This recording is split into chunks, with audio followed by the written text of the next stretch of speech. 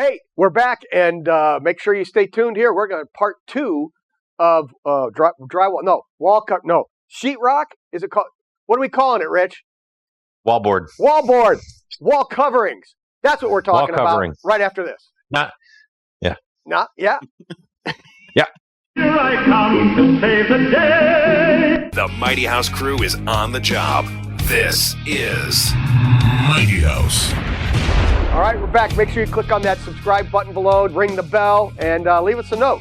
We want to know if you call it sheetrock, drywall, wallboard, because they call it all different stuff across the country. So leave us a note below. Let us know what you guys call it in your area.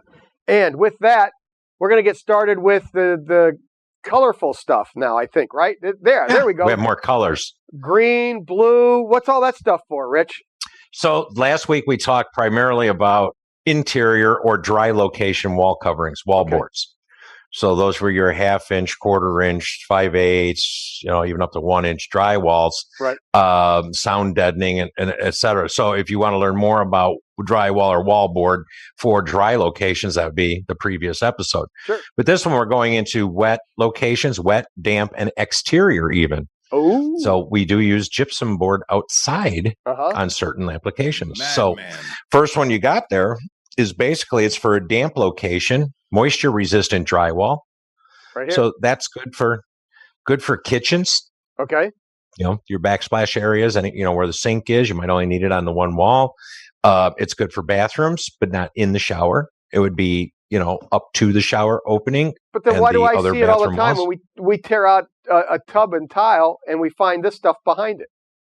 And what condition do you find that stuff in behind it? Oh, it's not great. I'm just telling you. I'm telling you where I find it. I know.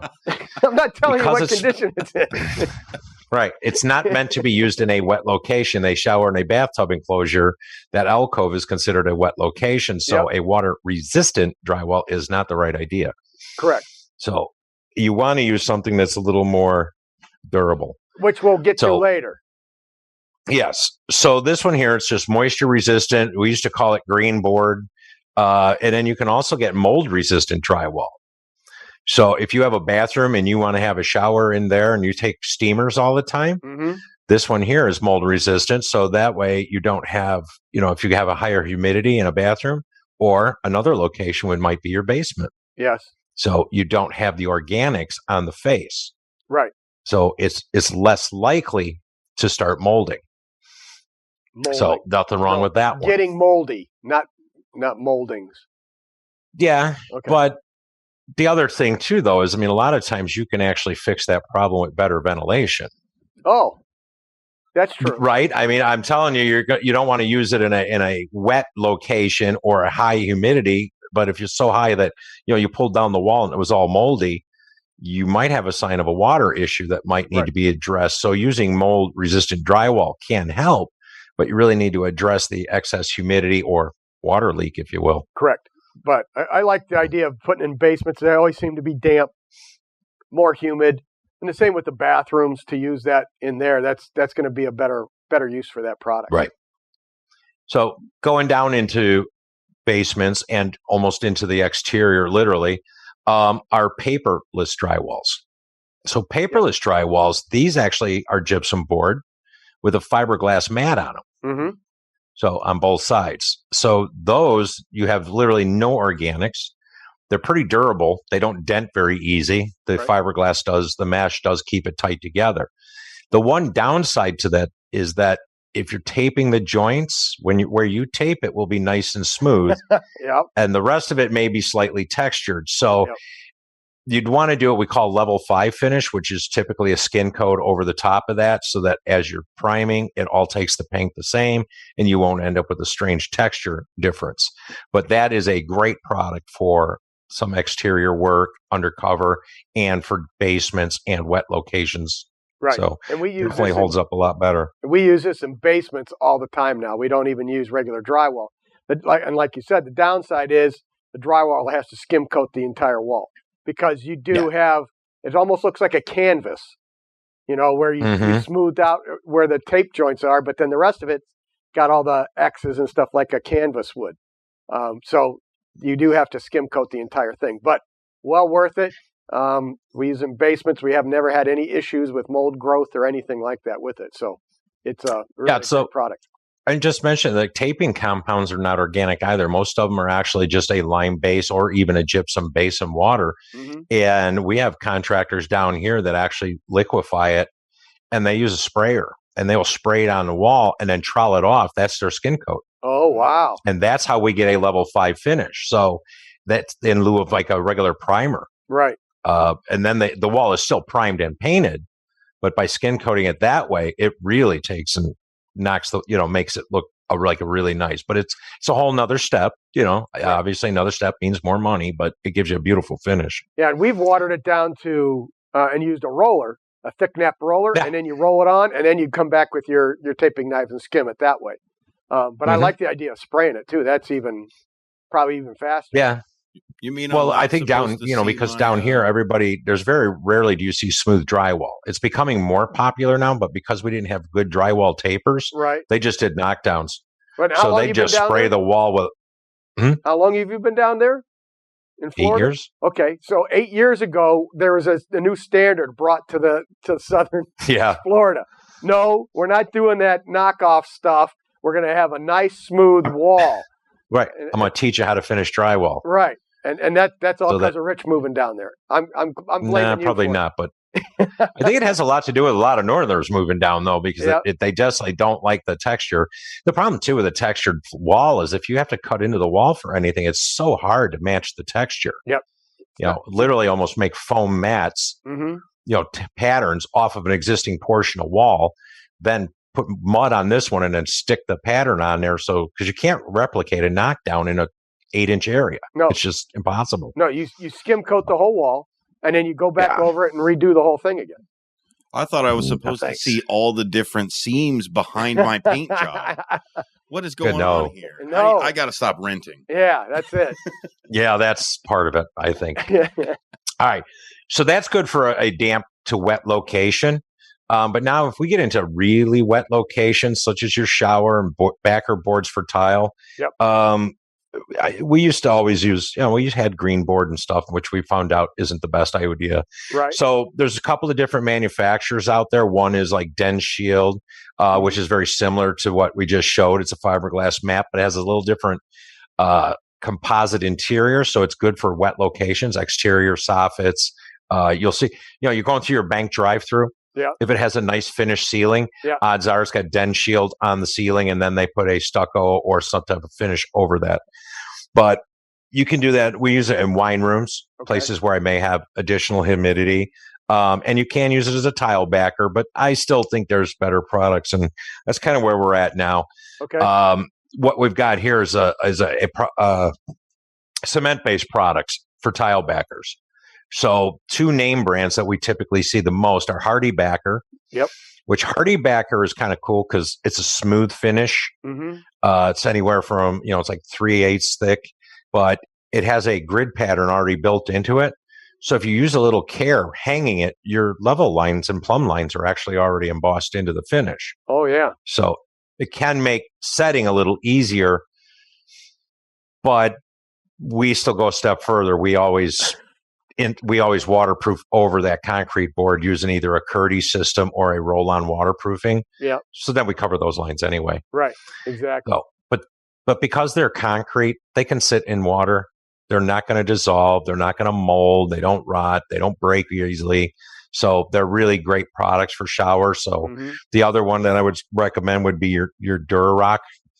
Dura Rock, again, is a name brand, and that's probably been the one that's been around the longest. Hardy Board came in after Dura Rock. Yes. But used by that, like 1/4 inch thick for embedding floors. Mm-hmm. Put down your 1/2 inch plywood, and then you put down a slurry mix of thin set, really liquid, pour that on the floor, then put the Dura Rock down, and you throw some screws in that. Let that cure overnight or 2 days. Yeah. Your floor will feel like it's a cast concrete floor. It stiffens it up so much, and now you'll never have a failure in your floor system because you've got a waterproof barrier or water manageable barrier between them. Right. Now, have you ever taken one of those out and had to take the Dura Rock off? Yes, it's no fun. It's brutal. It's absolutely no brutal. bueno. So yeah. We actually had to take one of our bathrooms apart. We did 15 years ago because they were ready to update. And oh my God, we spent more time taking that out than an old concrete bathroom. What are you talking about? That's why they invented needle guns. Oh man. Yeah, that's basically almost what you'd have to do with it, because the floor scrapers don't work because you've got screws. I think the manufacturer recommendation is screws every 8 inches in each direction. Yep. 6 or 8. So you can only imagine the number of screws in there. Yeah, we've got a special. So basically what you're doing is tearing up the Dura Rock in little shreds and parts and pieces, and then trying to take the screws out after the fact. Right. And we've got a special, it's like a pitchfork, but it's got, each fork is actually just a beveled piece of steel. And it's like wedges, and you just take that and you slide it underneath there, and it's already the weighted handle and everything. That's a pickaxe. Oh no, it's brutal. So but with the weight, as you go scrape it through there, it will pop those screws and break them off. Okay. I mean, it's just insane. It's a great tool. So I don't know who invented it, but I love it. So if you ever got to take one of those apart, look one of those up. Yeah, no doubt about it. So, because concrete is porous, though, and water can make its way through it. Yes. Like I mentioned, it's not a bad idea to use like Schluter-Curdy over it or a roll-on. Tremco makes a number of different roll-on products, but, because you want another layer of waterproofing. And then that said, even if you waterproof it, then you got to be careful about your setting materials, because you can't use organic materials like mastic. Right. They don't stick to waterproof stuff, so your tile can start falling off the wall as soon as it gets wet. So, so you might want to watch that. You're going to use a thin set product for sure. Yeah. And then the other thing is the one downside to Dura Rock and Hardy board they are more difficult to work with in some respects. I mean, you're not just grabbing your utility knife and snapping them off. You might need a cutter or a grinder. Dura Rock makes a 4-tooth blade, or I'm sorry, Hardy. They have a 4-tooth blade that works great. You don't want to cut that in the house. It makes a lot of dust. Yep. Make sure you got a respirator. Both of them are fairly easy to work with. They just, they both require special screws. Yep. They want their own brand of screws or style of screw. And that's important on each of those, because can't use before I get done here, because I only got one more thing, but it just really popped in my head.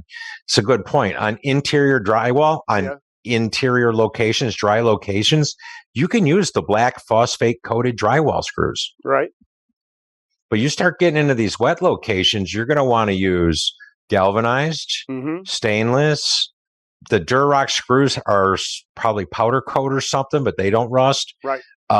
And you might think it's not worth the extra money, but I've seen people put up really nice stone tile. Yep. And then 6 months later, they're calling me because they have this brown spots in their tile. Yep.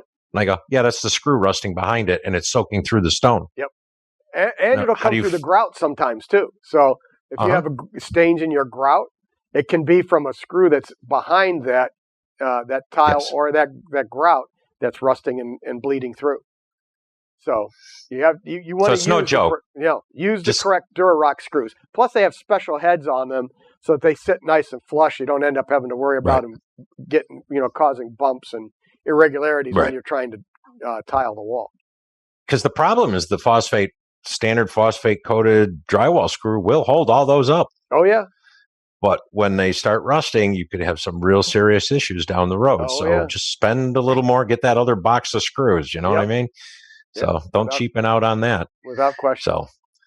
So the last thing for calling for wall covering, it's pretty common down here. We do a lot of tongue and groove ceilings, decorative ceilings. Yes. So we typically won't even put 1/2-inch wall board up or 5/8 wall board. We'll actually use 1/2-inch plywood, CDX plywood. Okay. And that typically meets our fire restriction, at least down here. I'm not saying it does in the city of Chicago. Right. But what it does, it gives you a nice solid backing then for doing a tongue and groove ceiling and everything. So if you're looking to do a wood ceiling, like in the picture there, you could have a drywall beam.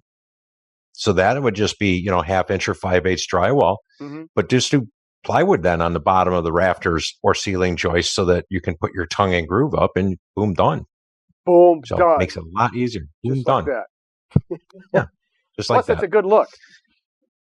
Yeah. Well, we do a lot of that down here. I mean, it's crazy how much plywood we go through and, trying to do a ceiling. So. Well, and then if you're outside, you have a covered porch. People want to have a nice smooth finish there. You can put up the fiberglass back drywall and skim coat it. A lot of times you'll see people hanging regular drywall up on an exterior a porch or something like that. Yeah. And that's when you start to see it doing these little waves. The sag. And it's got the sag between them. Even at 16 on center, I've seen, the drywall start to sag because it's not meant to be out in that humidity like that. It's not meant to be out in the elements. So I think in the Chicago area, I know what I ran into most was attached garages. Mm-hmm. So the garage was not heated. So it picks up all that humidity in the summer, winter, you know what I mean? Snow melt or rain in the summer. And people want to drywall their ceilings. And I'm like, no, just go get 1/2-inch foam board with the foil face. Yeah. And just use roofing nails and put that to the bottom of the rafters. It's easy to work with because it's super light. Mm-hmm. It doesn't sag. It gives you R5. It gives you a radiant barrier. And then you take foil tape, put that on the seams, and then spray the whole thing white. Because your ceiling doesn't get abused. You know what I mean? So it gives you a ceiling finish that won't sag. It gives you some R value, and it's super easy to work with. So There's always a good way to do it. Sure, there is. Well, hopefully that helps you through wall coverings, drywall, sheetrock, whatever. What do you want to call it? Wall coverings. We've call it wall covering. Yeah, we're going to call it wall coverings because that's technically what it is. Depends on the location where you're going to use it, and that's when you want to select the correct product for that area. And a lot of times, like Rich has already said, that's driven by code. But if it's not driven by code, you can follow these guidelines to actually make sure that you do it once and not have to come back and do it again later on. Exactly. So, with that, right product for the job. We'll be back again next week, but I don't know what the topic's going to be, so you're going to have to stay tuned. In the meantime, keep it square and level. Until next time. Until next time. There you go. Did that just come off like real smooth? Natural. Like almost like I knew what I was talking about? Yeah. See, that happens every 3 weeks. It's hard to get a couple practices. Is that what it is? Yeah, every 3 weeks it goes smooth. Right.